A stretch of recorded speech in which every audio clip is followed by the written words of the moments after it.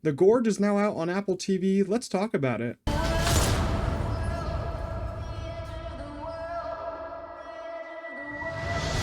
Hey everyone, I hope you're doing well. Before I get into this review, make sure to leave a like as it's free to do so and helps me out a lot. But this was another time that I can admit that I was very wrong about a movie. I watched the trailer when it released like a month or two ago.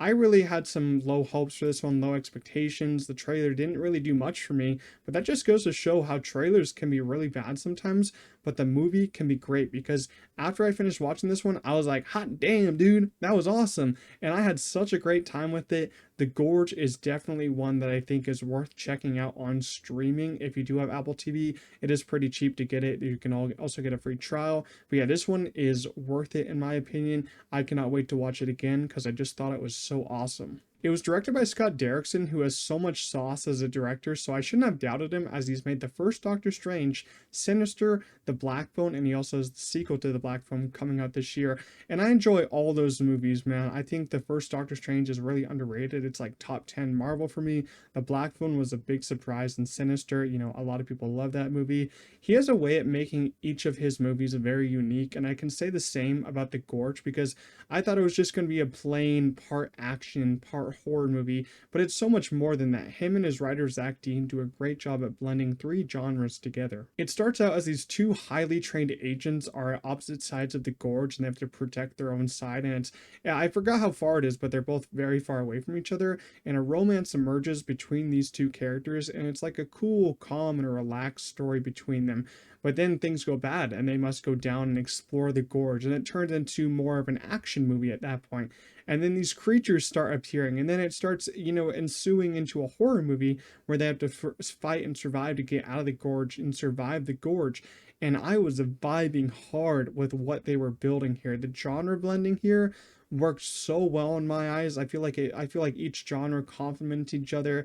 And sometimes when you have movies that try to throw every single genre at the screen, like two or more genres, it gets really messy and things just feel a little bit off script wise.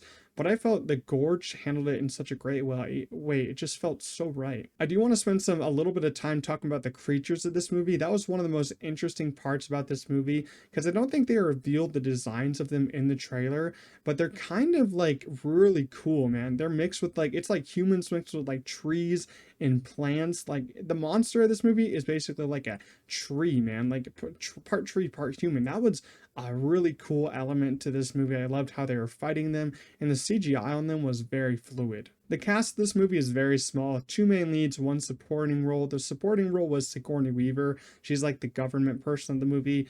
I wouldn't say that she's really needed in here. She's kind of interesting, but she probably couldn't do a lot because she's busy filming like all the Avatar sequels.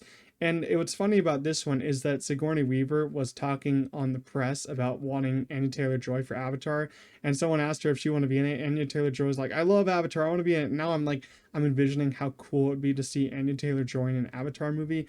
Maybe James Cameron would put her in one. That would be really sick. But you got Miles Teller and Anya Taylor-Joy as your two leads of this movie. I thought they were both excellent. They have some great chemistry here. They're like a match made in heaven, and they're both just want to save each other in this movie once they do fall in love. A funny part about this movie was that the characters, since they're on opposite sides of the gorge, they can see each other through their binoculars. They do play games with each other. They do write notes on their whiteboards and papers and stuff. And the games that they play are chess, and Miles Teller gets to play the drums a little bit.